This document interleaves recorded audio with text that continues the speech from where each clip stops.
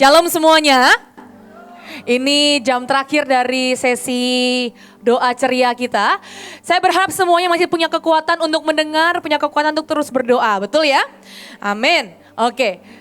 Untuk pembukaan, saya mau cerita tentang kisah cinta saya yang lama dengan kokonya Joshua. Ya, seru ya.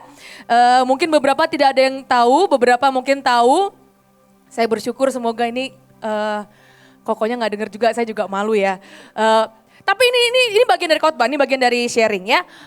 Waktu Tuhan berikan kita sesuatu, entah itu mengawal pilkada, betul ya. Siapa di sini yang sudah doling daerah rumahnya, boleh angkat tangan. Waduh, pinter-pinter semua, luar biasa. Turunkan tangannya ya.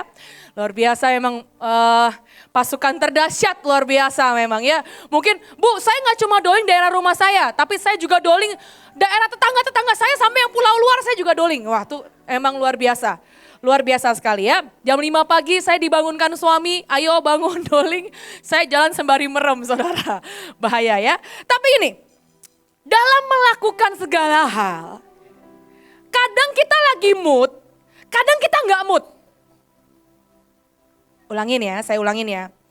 Dalam waktu Tuhan berikan banyak pesta, lawatan, doa ceria, segala hal yang Tuhan ingin curahkan.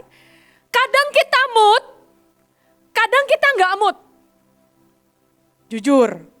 Jujur. Waktu Pak Fendi, mungkin maaf Om Fendi ya. Om Fendi lah ya, Koko Fendi lah ya, katanya jangan Om ya, Koko Fendi. Diberikan hadiah dari Tuhan. Nanti hari raya cinta akan berapa? 10.000 ya Om, salah nggak Om? Betul ya 10.000 atau naik angkanya malah? Hah? Udah naik terus 10.000. Dari dulu mungkin 1.000, 2.000, 3.000 kan naik terus gitu ya. Pokoknya kita harus selesaikan tahun ini nih, kita harus selesaikan, segera selesaikan. Kalau nggak selesai naik lagi soalnya. Katanya gitu ya, bercandaan kita kalau lagi ngobrol. Coba waktu Tuhan berikan kita hadiah 10.000, kita bisa mood, kita bisa nggak mood. Kita bisa anggap itu beban, kita bisa anggap itu kesenangan atau tantangan. Wah terima kasih Tuhan, ini hadiah yang ajaib yang kau bisa berikan. Saya balik ke cerita kisah cinta saya sekian puluh tahun lalu ya. Jadi dulu sebelum saya ini dekat dengan Bapak Joshua, ya ini sekalian, tapi jangan dibocor-bocorin ya, kita aja ya, kita kan pasukan terdahsyat ya. Entar direkam lagi ya, malu juga saya, ya nggak apa-apa lah, kita kitab yang terbuka. Sebelum saya dulu dekat dengan Pak Joshua, saya dekat dengan kokonya saudara. Ini beberapa yang tahu nggak tahu ya udah. Ya yang mamanya tahu lah ya. Saya pernah dekat dengan kokonya, ya hari itu saya dekat dengan kokonya, saya minta maaf Pak Joshua ya. Dan hari itu dia chat saya, belum chat, SMS ya, SMS zaman itu masih SMS. Aku kok kepengen kue putu. Kue putu tahu ya? Tahu nggak? Ini masih pagi, lapar ya. Kue putu tahu? Memastikan bangun. Ada kue putu, dia nanya, di Kemang Pratama nih kue putu beli di mana ya? Itu pertanyaan ya, bukan perintah.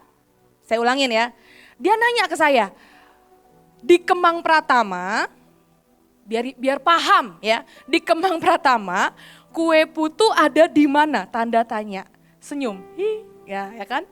Lagi deket sama Ko Steven dulu ya, senyum. Saya bisa respon apa? Gak tahu, bener gak? Ya gak tahu lah putu di mana. Saya juga baru pindah ke Mang Pratama. Cari ayam geprek aja saya gak tahu di mana. Gak ada Gojek dulu, gak ada ojek online yang kita bisa pencet kue putu, kirim, gak ada. Hari itu saya gak punya mobil, hari itu saya gak punya motor, hari itu saya gak punya sepeda. Mau cari kue putu di mana? Saya bisa jawab dengan gampang, saya bisa bilang gini, gak tahu kue putunya di mana. Ya udah, nanti besok cari lagi lah, nanti saya tanya mama. Tapi hari itu, karena ceritanya hari itu saya lagi berbunga-bunga dan cinta, saya malu juga sini cerita gini ya. Udahlah gak apa-apa ya, contoh biar paham ya. Cinta lagi menggebu-gebu ya, ABG. Cinta, saya bilang, saya tahu di mana. Sok tahu banget, gak tahu di mana sebenarnya. Tenang, nanti saya antar ke rumah. Saya keluar dari rumah saya yang di Kemang Pratama saudara. Saya nggak naik sepeda, saya nggak naik motor, saya nggak naik mobil. Saya keliling Kemang nanya semua orang di Kemang satpam. Saya tanya, Di mana kue putu? Apakah kamu dengar ada suara tuh tahu ya kan ada bunyinya ya. Kalau lewat depan rumah tuh ada bunyinya tuh kue putu tuh. Tahu kan ya? Dulu emang sering lewat memang. Tapi saya nggak tahu tuh lokasi abang-abangnya. Kue putu ini berada di mana? Nggak tahu, saya nggak menemukan. Saya keliling gang demi gang, nyari sejam saudara. Hujan, romantis banget kan? Rintik-rintik gitu ya, sendu-sendu gitu.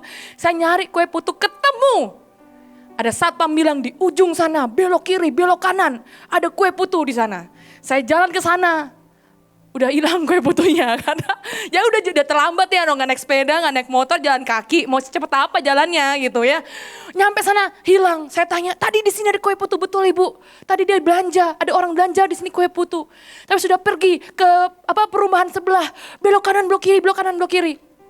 Saya cari kue putunya. Saya beli kue putunya, hujan-hujan saya jalan kaki ke rumah Bu Iin. Saya nggak tahu ketahuan Bu Iin atau enggak. Ketahuan ya, malu juga ternyata. Ketahuan ternyata, saya pikir nggak tahu. Saya nggak berani masuk rumah, di depan rumah aja hari itu. Saya bilang, Ko Steven gitu ya. Saya tanya, saya kasihlah kue putunya ke Ko Steven hari itu. Kita makanlah kue putu berdua di depan rumah, ceritanya gitu. Maafkan saya suami saya, ya ini kisah lama. Sekian puluh ribu tahun lalu, semoga Clara tidak dengar ya, saya juga malu. Tapi sekali lagi, waktu Tuhan berikan sebuah kata atau sebuah, bukan perintah ya, ngerti ya di sini ya? Itu dia nggak minta, dia cuma nanya. Cuma karena saya ini cinta hari itu ABG bergebu-gebu, saya semangat sekali, saya cari. Yang saya nggak tahu kayak putunya ada di mana. Nah, sekarang kita masuk dalam firman Tuhan. Yesaya 42 ayat 13. Yesaya 42 ayat yang ke-13 ya. Tuhan itu sangat bergairah, bersemangat, mencintai seorang prajurit semangat. Kalau kita baca di ayatnya ya, dia bilang gini ya, aku akan, aku tidak pernah, aku akan. Tuhan tuh semangat banget buat kita. Mungkin buat saya lebih semangat dari saya mencari abang-abang kue putu di Kemang Pratama. Menurut saya pasti lebih semangat. Tuhan itu sangat semangat untuk memberikan sangat banyak hal, lawatan, semua berkat yang Tuhan ingin berikan, ya. Tapi lanjut ayat selanjutnya, Lukas 14 ayat 17 sampai 18. Hari itu ada perjamuan malam, a great supper ya. Supper itu kondisinya sekitar jam 7 malam ke atas sampai pagi, supper, bukan dinner. Ya, kalau bahasa Inggris itu lebih jelas, ada breakfast, ada brunch. Brunch itu antara breakfast dan lunch ya. Lunch itu makan siang, lunch ada, saya lupa ada afternoon tea atau something. Lalu ada dinner, ada supper. Supper itu lebih malam dari dinner, lebih malam ya. Jadi bagi yang suka begadang makan malam, nah itu supper, bukan dinner. Supper, kita lagi makan supper, bukan dinner ya. Lanjut. Menjelang perjamuan itu dimulai, ia menyuruh hambanya mengatakan kepada para undangan. Waktu Tuhan berikan banyak hal, ia menyuruh hambanya mengatakan kepada para undangan, marilah sebab segala sesuatu sudah siap. Tadi kita baca ayat sebelumnya, Tuhan berkata, aku akan, I will give you, aku akan memberkati, aku akan berikan, I will. Tetapi ya, mereka bersama-sama minta maaf. Saya sadar ya gini, dalam perjalanan kita ini seringkali punya alasan. Buat saya gini, contoh paling gampang ini ya, pagi ini kita doa sampai jam berapa? 5 lah, yang terdaftar 5 ya, kadang offside lewat-lewat ya. 5 sampai jam 5. Sebenarnya kalau kita mau ikut doa bagi yang kerja-kerja, bisa atau enggak? Bisa. Saya kantornya jam 8 bu, lah ya iso loh ya. Nah kan keluar bahasa Jawanya toh. Bisa toh sebenarnya, ya enggak sih? Ini ada satu anak, tadi saya lihat ada pulang atau belum aku enggak tahu. Anaknya Bu Chelsea, luar biasa. Dia sekolah jam 7, dia ikut doa dulu. Jam 5 saya enggak tahu keburu enggak tuh sampai Jakarta. Ya kita doakan sama-sama ya, mengawal anaknya Bu Chelsea sampai sekolah dia tak terlambat. Cuma kalau kamu punya excuses, kamu punya alasan. Hari itu saya punya alasan kok, saya nggak tahu di mana kue putunya. Saya nggak tahu di mana caranya. Tapi cinta membuat saya mencari kue putu. Hari itu Tuhan punya perjamuan, Tuhan ingin berikan segala hal yang terbaik. A great supper, makan malam, dinner ya. Saya tuh paling suka makan malam, saya suka. Makanya jangan itu ya, makanya badannya kurang kurus ya, kurang. Mendekati ya, doakan makannya, perkatakan gitu loh, supernatural. Jadi gak usah diet-diet, makannya enak, tetap kurus gitu loh. Sepakat gitu loh ya, Cinita ya, sepakat. Gitu loh Pak Jos, kita supernatural ya Pak Luki ya, tolongin ya Pak. lanjut. Apa excuses? Lanjut ya. Sibuk dengan apa ya? Yang pertama Lukas 14 ayat 18 dikatakan gini. Yang pertama berkata kepadanya, aku lagi beli ladang. Ya, oke ya, bayangkan. Dan aku harus pergi melihatnya. Ya, dia harus lihatnya malam-malam, saya juga gak ngerti ya. Itu supper ya, saya ulangin ya, supper. Timeline-nya itu jam makannya tengah malam, jam 7 ya. Kamu lagi beli tanah, kamu lihat malam-malam ya. Ini luar biasa memang.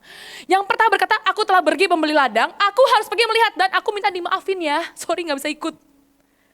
Sorry aku gak bisa ya. Kali ini aku gak mau nabur ya. Karena aku baru beli ladang. Kali ini aku gak mau mengampuni ya, karena ini orang kurang ajar. Kali ini aku mungkin suaraku nyanyinya kecil aja, kecil. Kenapa? Karena aku tadi udah doa loh Bu. Dari pagi, dari doling tuh aku doa terus. Ya mungkin ya, saya pernah lihat Bu Puji doa 24 jam.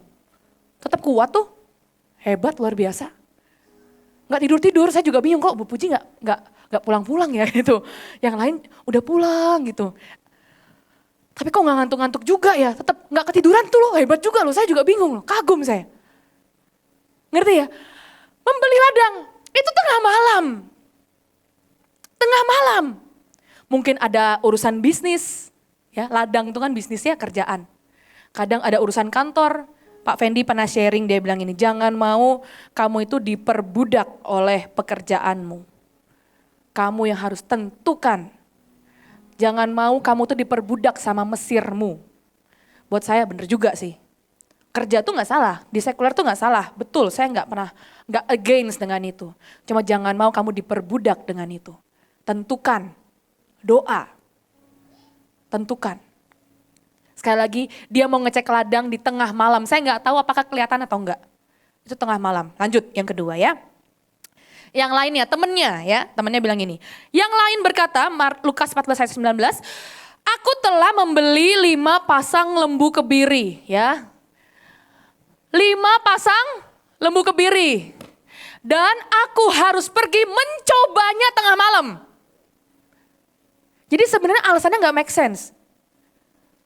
Mau coba naik keledai. Bentar ya, hari ini aku gak bisa ikut. Kenapa? Aku mau naik keledai malam-malam. Saper saudara, jam 7 naik keledai itu mau ngapain? Saya aja gak ngajak anjing saya jalan-jalan malam, gak pernah. Pagi aja gak pernah, orang saya males jalan kaki. Yang bawa mah Pak Jos, keliling rumah, bawa anjing dibawa keluar-keluar gitu ya. Malam-malam, 5 pasang lembu kebiri dan aku harus pergi mencoba, dia mau nyobain itu kambing lembu-lembunya, dia mau naikin, diajak jalan, mungkin disuruh belok-belok gitu. Oh ya mungkin dia lagi doa keliling kali malam-malam sama lembu gitu ya, positive thinking. Dan aku minta dimaafkan. Kadang ada banyak excuses yang kita berikan kepada Tuhan, entah itu tentang urusan pribadi, perasaanmu saat ini, moodmu saat ini, ngantukmu saat ini mungkin yang ngantuk ya, langsung kaget semua kan. Yang ngantuk di belakang itu mungkin yang aku melihat di belakang gitu ya. Kan langsung banget angkat kepala semua kan, syok ya. Cuma nebak, gak ada yang ditunjuk, asal aja ya. Sibuk dengan memberi makan yang gak penting, sibuk mau main lembunya. Entah kriptonya mungkin lagi asik kali, gak tahu apa yang asik lah. Lanjut yang ketiga ya. Lukas 14 ayat yang ke-20, ini yang lainnya lagi. Yang lain lagi berkata, aku baru kawin ya, lagi asik ya, dan karena itu aku tidak dapat datang. Waktu kau punya excuses, itu menghalangi apa yang Tuhan mau berikan. Loh kadang gini ya, orang itu kan bilang ini, Kesha kamu itu menantu ya idaman gitu. Saya main didatengin orang, aku doakan saya, impartasikan jadi menantu idaman. Saya bilang di dalam hati saya, ini impartasi macam apa ini ya gitu ya. Tapi dia sungguh-sungguh nangis-nangis loh. Saya jadinya ya mungkin saya serius juga nih menanggapinya. Coba saudara tahu gak sih, ada banyak hal juga, kadang saya dengan ibu gak cocok. Maaf ya ibu. Enggak, maksudnya ngerti ya? Contoh, maaf ya ibu. Saya memberikan ini contoh agar mereka mengerti bahwa yang namanya mencintai dan memberikan terbaik itu kadang gak pas, tapi gak apa-apa. Tapi gak apa-apa, ngerti ya? Saya ulangin ya. Suatu hari ya, saya itu dari mama saya, kasur tuh gak boleh dibuat makan. Kasur. Maaf ya ibu ya, saya minta maaf ya. Saya sangat mencintai kok, sungguhan. Sangat mencintai, gak ada niat apapun. Cuma agar mereka ini mengerti bahwa untuk menjadi menantu yang kata idaman itu, kamu juga harus berjuang dengan hidupmu. Bukan kayak karena enak ya mertuanya buin. Ya enak banget memang. Enak banget memang. Cuma ada hal yang saya juga berusaha. Yang ada hal yang bisa saya cetakan, ada hal yang saya gak bisa cetakan. Yang cetak ini saya bisa cetakan. Saya tidak biasa makan di atas kasur dan semua di kasur mantap luar biasa. Waktu saya lihat anak-anak saya nginep di rumah ibu. Maaf ya mami ya. Sungguh saya abis ini sungkem kali ya. Gimana ya. Tolong pak imam-imam minta maaf. Ini agar mereka ngerti. Semua makan di kasur. Dari batin terdalam saya gak sanggup sungguhan. Waktu saya lihat, saya cuma astaga Tuhan. Itu ada Indomie, ada popcorn lagi terbang, si Elion kayak ya gitu ya, kebayang ya kira-kira ya. Elion ya tumpah gitu kan. Saya astaga nanti malam buat tidur itu kasur gitu dalam hati saya. Itu penuh, rame lah. Makanya kalau mungkin sadar, saya sebelum tidur saya bawa sapu itu loh, sapu apa itu namanya sapu ya, tahu ya? Lidi, tebas, keprakin semuanya gitu. Karena saya gak tahan ngeliat itu sebenarnya. Ada momen-momen saya kayak mau menjerit, tidak itu kenapa ini begini gitu. Lo gak sungguhan. Saya gak tahu lah, mungkin beberapa yang suka makan juga di kasur ya biasa. Cuma mama saya tuh dari kecil, gak boleh makan di kasur, kacang. Oh pokoknya mama saya dulu galak, gak boleh. Jadi saya terbiasa dengan itu. Nah tapi saya bisa alasan kok. Kan harusnya begini. Harusnya gini. Contoh lagi nih ya, biar paham ya, contoh. Suruh Mia les gitu, misalkan suruh Mia les. Kita atur nih, les ini. Nanti dia bilang, kebanyakan lesnya. Itu saya udah ngatur, udah janjian sama orang. Saya batalin beberapa setengah. Suruh sekolah di GWR, pindah semua kita ke GWR. Pindah semua sama Juso buat sekolah, buat sekolah di GWR. Karena Mia sama Elian mau kita bawa ke sana buat sekolah. Telanjur buat sekolah kita di GWR. Tapi ada banyak hal yang mungkin gak pas. Momennya, harinya. Tapi saya sungguh mencintai mertua saya, sungguhan. Saya gak menganggap dia ibu, bukan mertua lah. Orang kita lebih mirip kok sebenarnya. Saya sangat mencintai sungguhan, tapi ada hari-hari, ada hal yang saya butuh set hati saya juga. Untuk selaras, ngerti ya? Bukan untuk ikuti apa yang mertua saya mau, bukan. Untuk punya respon yang benar. Biasanya kalau udah begitu saya ke kamar mandi, saya mandi yang lama sekali mandinya. Gak keluar dari kamar mandi, saya doa Tuhan. Aku gak ngerti tapi tolong aku berespon yang benar. Udah aku nggak tahu aku harus jawab ngomong apa, doanya nggak usah engkau mendengar apa, nggak mau melo-melo juga. Saya coba bilang Tuhan tolong aku punya respon yang benar. Ini bukan mertua saya ya, cerita yang lain lagi ya, cerita yang lain. Waktu nggak salah disalahin. Wah dimaki-maki, yang salah orang lain, anak buah kita yang salah. Tapi kita yang salah, wah dimaki-maki. Aku cuma doa, Tuhan tolong buat aku punya respon yang benar. Dan bukan memberikan excuses atau alasan-alasan dalam perjalanan ini. Waktu kita doa, waktu kita diberikan kesempatan, jangan berikan excuses. Alasan tuh selalu ada. Untuk doa pagi ini aja, yang datang hari ini kamu punya alasan kok untuk gak datang. Banyak yang gak datang kan? Mungkin beberapa ada yang gak datang? Dia kan punya alasan kok untuk tidak datang. Mungkin ada yang bisa tapi gak mau. Ada yang bisa cuma takut ngantuk. Ada yang bisa cuma ada kerjaan lain. Sangat banyak alasan. Yang terakhir.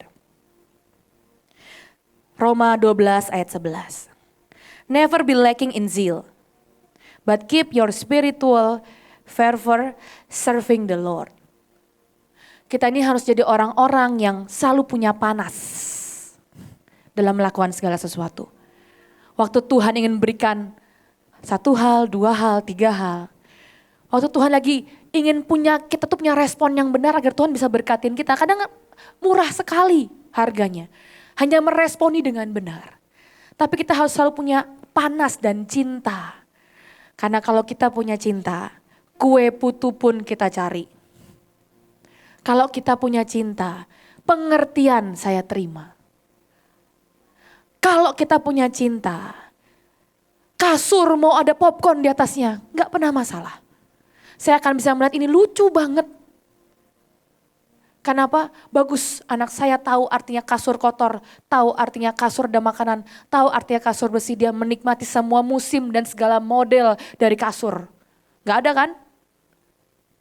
Bagus, dia menikmati semuanya, sehat anak saya. Tidur ada popcorn gak ada masalah. Sehat, kuat tuh, sehat mealnya ya. Tapi sekali lagi, jangan sampai panas itu hilang dan kita menjadi apatis dan gak ada rasa lagi waktu mengerjakan banyak hal. Sebentar kita akan berdoa, closing. Mari kita tetap melakukan tuh dengan panas ya, bukan cuma waktu awal jam 9 tadi, awal-awal waktu doa. Waktu mungkin kita masih seger, waktu perut kita kenyang, kita panas dengan Tuhan. Tapi mari kita tetap panas, menanggapi sampai akhir. Meresponi, bukan beralasan. Tetap hangat sampai akhir. Mari hambanya Ibu Chelsea saya serahkan.